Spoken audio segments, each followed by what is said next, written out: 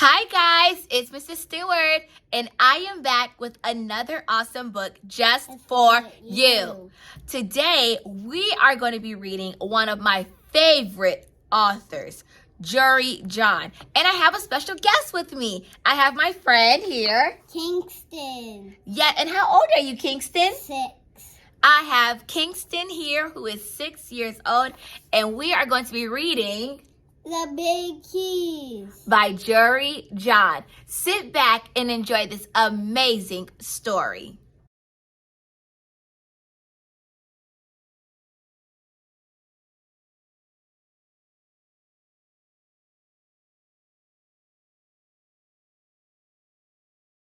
All right, guys, I need your help.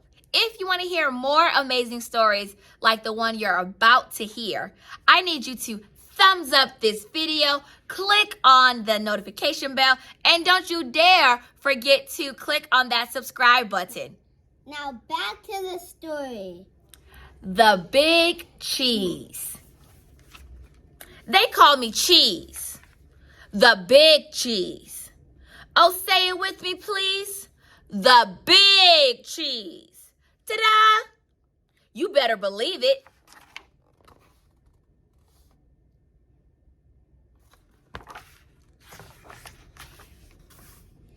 That's right, folks.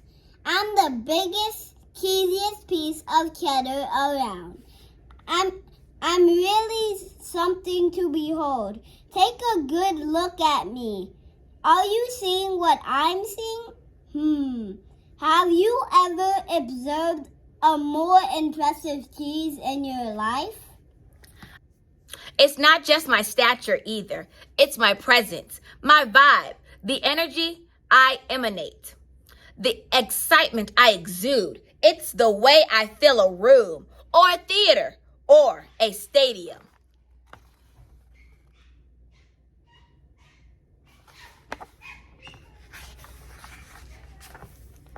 Wherever I go, I cause a fuss. Heads turn, jaws drop, gaps are audible. That's why they call me Cheese. Oh, say it with me, please. The Big Cheese. Ta-da! You better believe it.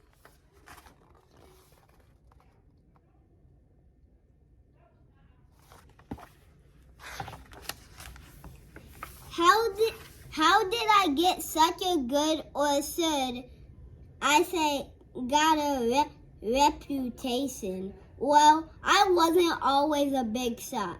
I grew up on a crowded platter in a tiny kitchen. I was an unremarkable little code. We lived the quiet lives of pasteurization. But I wasn't happy with the status quo. Oh no, I wanted to make a big old name for myself. So I resolved to become a Big Cheese. I wanted the praise, the cheers, the spotlight, the attention, the ovations, the celebration. And long before I was on the fast track to success, I dressed to impress. I shredded the competition. I stole every show.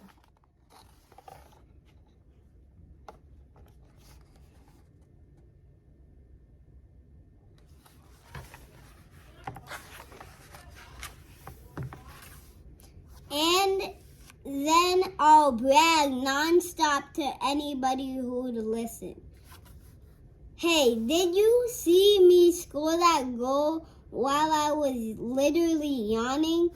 What was the secret to my success? Well, I stuck to the things I was good at.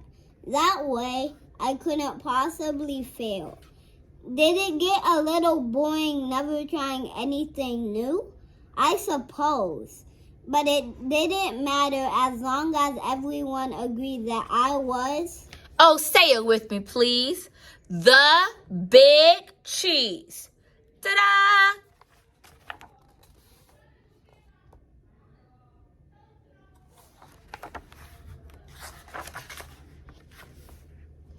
But then one fateful day I met Wed.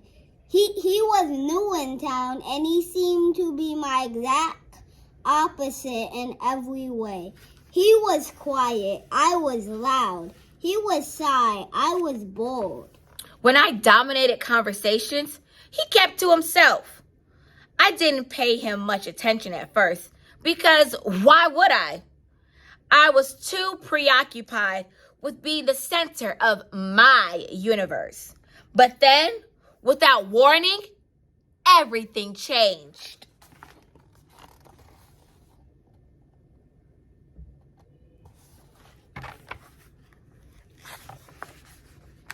Here's what happened. Every summer, our tiny village staged an all-day cheese clout the win. Guess who had first place trophies from the last 6 years? Oh, say it with me, please. The Big Cheese. Ta-da! You'd better believe it.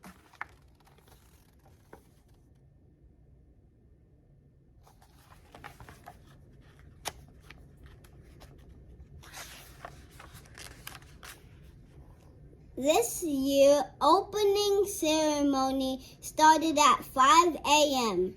sharp. I was fully primed and prepared to prevail. First up was a foot race, and I flipped into the lead. Within seconds, though, there was someone on my heels. I could hear his breath, the pitter-patter of his agile feet. It was Wedge. I could not believe it. Oh, he was fast. Not just fast, but skilled, disciplined. He paced himself. We were neck and neck most of the race. But when I slipped on a rogue pebble, Wedge swerved, sped up, and beat me by a nose. A cheese nose.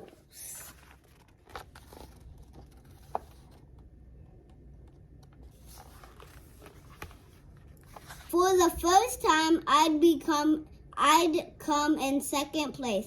Oh, the indignity. But there was no time to sulk because the next leg of the competition had already started. It was a game of chess. Before I could blink or think, Wedge had taken my king in 4 moves. And while I was busy protesting to the judges, he already moved on. The following events were a blur of loss after loss after humiliating loss. Ah!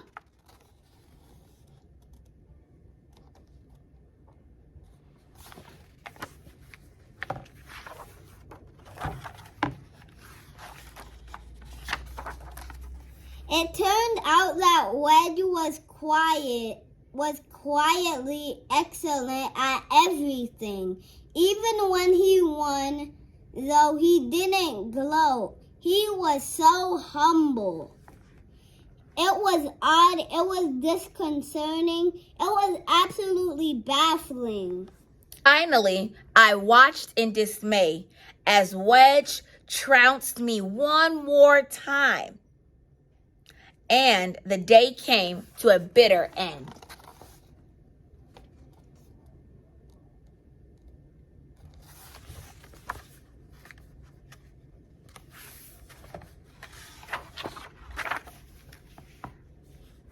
Well, bitter for me at least. I went through every possible emotion. Yeah, no, boo, wah, until I finally exhausted myself. As I lay in the muck, I heard a thunderous voice making the dreaded announcement. First place goes to newcomer Wedge Wedgman. Whomp the sigh!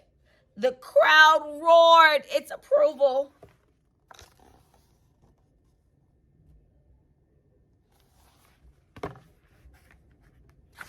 I closed my eyes. Suddenly, inexplicably, I felt a sense of calm come over me. I listened to my breathing, to the steady beating of my heart. Yes, I had lost again and again and again. But after all that, I actually felt okay, relieved. Even I suddenly knew that my world wasn't going to crumble. I picked myself up, I dusted myself off, and I headed home. Before too long, I spotted Wedge. He wasn't busy celebrating or bragging. He was just watching the stream go by. He looked content. We chatted for a bit. It turned out that Wedge had a fascinating life story. I find myself getting caught up in a great conversation. A conversation that wasn't all about me. Huh. Go figure, right?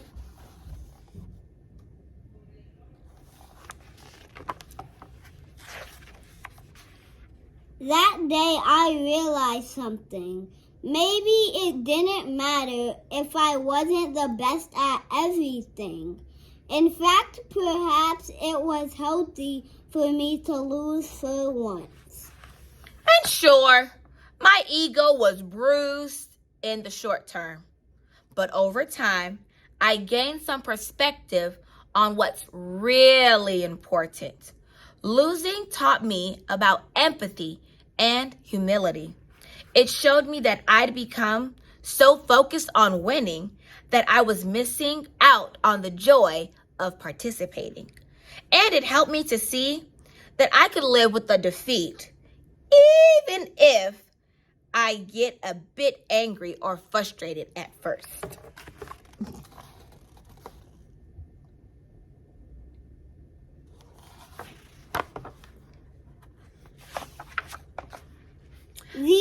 These days, I'm trying not to worry about whether I win or lose. I don't have to impress everyone all the time. I let others have the spotlight. And I have taken up some new hobbies just for me.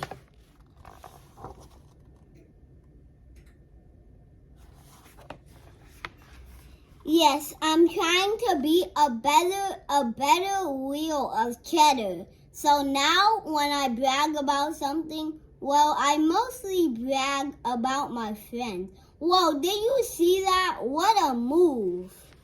Because it turns out that anyone from a crumb of gorgonzola to a fleck of feta to an unassuming wedge of brie can be...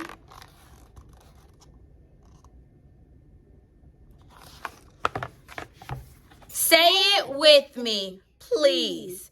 The big cheese. Ta-da! You'd better believe it.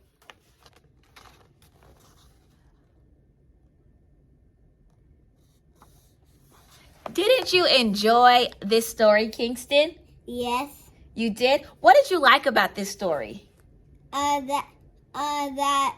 That it doesn't matter if you win or lose. It's always about friendship.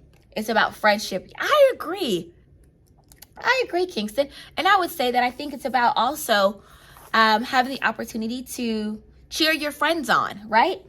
All right, guys, until next time, see you later.